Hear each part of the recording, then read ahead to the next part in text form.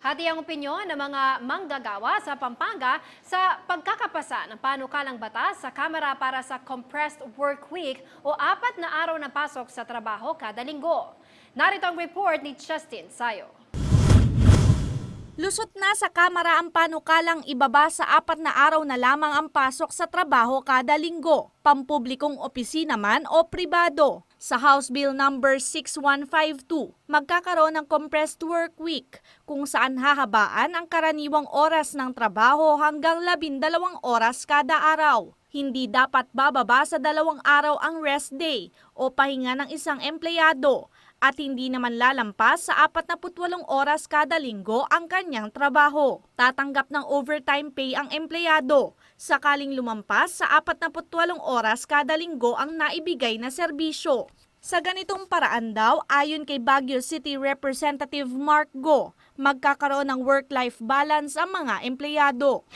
Pero ang mga manggagawa dito sa Pampanga, hati ang opinyon sa ipinapakilalang bagong sistema. Si LJ, housekeeper sa isang hotel dito sa Pampanga. 8 oras kada araw, 6 na araw sa isang linggo ang kanyang duty. Agad na nagustuhan ni LJ ang pagkakaroon ng karagdagang oras para sa pamilya sakaling maisabatas ito. Yun yung advantage, longer rest day. Mas makakasama ko yung family ko kasi 2 days kong day off in a week. Bagamat mas mahaba ang oras ng trabaho, titiisin na lang daw niya ito basta't matagal na makapiling ang kanyang mag-ama. Kaiba naman ang opinyon ni Jenny na housekeeping supervisor. Hindi siya tiwalang masusulit ang oras kasama ang pamilya sa ilalim ng compressed work week scheme. Kasi pag hanggang 12 hours yung duty mo, parang medyo lanta na yung katawan mo Tsaka hindi ka na masyadong makakagawa ng trabaho sa bahay. Natatakot rin daw siya sa posibleng epekto ng mahabang oras ng pagtatrabaho sa kanilang kalusugan. Kung sana magkadikit talagang parang long weekend sa mga family mo, pwede pa.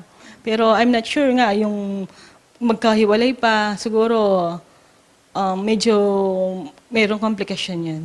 Samantala, dismayado si bagong alyansang Makabayan o Bayanggit ng Luzon Secretary General Aurora Santiago sa pagkakalusot ng panukala sa kamara. Sa ipinadalang text message ni Santiago sa CLTV36 News, tinawag niyang mediocre ito. Ani Santiago, ang pagnipis ng araw ng trabaho ng isang empleyado ay nangangahulugan raw na dagdag gasto sa domestic expenses nito dahil nasa bahay lang ang mga miyembro ng pamilya. Hindi raw ito pabor sa mga empleyado, lalo na sa no work no pay employees. Dagdag pa ni Santiago, mga employers lang ang makikinabang sa ganitong sistema kung saan makakatipid sila sa operation expenses ng kumpanya. Ako si Justin Sayo para sa Metro Central Luzon News.